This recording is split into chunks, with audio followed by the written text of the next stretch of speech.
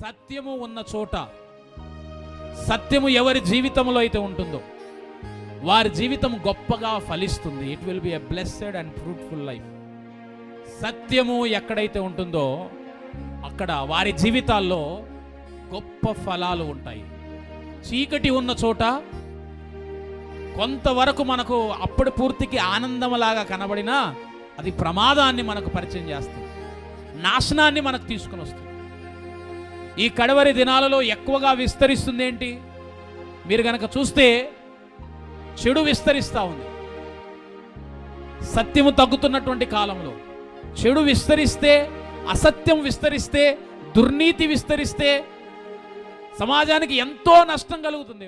సమాజానికి మంచిది కాదు, మన కుటుంబాలకు మంచిది కాదు.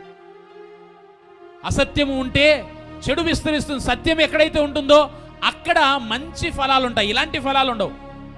వైరమని, కక్షలని, దుష్టత్వమని, కలహమని, కపటమని, ఈ చీకటి కార్యాలు దేవుని వారలారా మన జీవితాల్లో ఉండవు. ఇవన్నీ మనిషిని పాడు చేస్తాయి.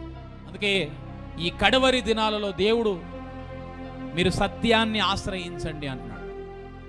సత్యము ఎక్కడైతే ఉంటుందో అక్కడ మేలుకరమైన ఫలం ఉంటుంది.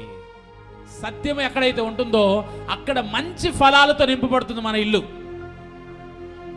మన ఇంట్లో ఉన్న నలుగురు ఎలా ఉంటారు తెలుసా?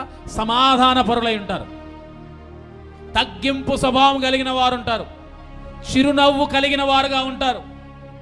ఒకవేళ ఏమైనా తక్కువ అవుతే ఒకరిని ఒకరు సహాయపడేవారుగా ఉంటారు తప్ప దూషించేవారుగా ఉండరు.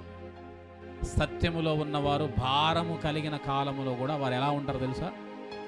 వారు సమాధానంగా ఉంటారు. యేసు ప్రభులు వారు మహావేదన పొందుతున్నాడు సిలువలో. ఆయన మహావేదన పొందుతున్నాడు సిలువలో. అలాగే స్టెఫెను ఉంటాడు మీకు అపోస్తుల కార్యం 7వ అధ్యాయంలో. స్టెఫెను కూడా మహావేదన పొందుతున్నాడు. కానీ వీరు ఆ మహావేదన కలుగుతున్నటువంటి కాలములో ఇంకా పైనుంచి వారిని ఇబ్బంది పెడుతున్నటువంటి వారిని చూసి వారేమన్నారు తెలుసా? తండ్రి వీరిని క్షమించు అన్నారు తప్ప వారిని దూషించరు. సత్యము ఎవరిలో ఉంటుందో ఆ కుటుంబం మంచి ఫలాలతో నింపబడుతుంది. అంటే మనం కష్టకాలంలో ఉన్నప్పుడు ఆ కష్టము విషయంలో ఇంకా నలుగురిని ఇబ్బంది పెట్టం. ఆ కష్టములో దేవుని శక్తి చేత దాన్ని జయించడానికి మన వారందరిని కూడా మనము బలపరిచే వారముగా ఉంటాం.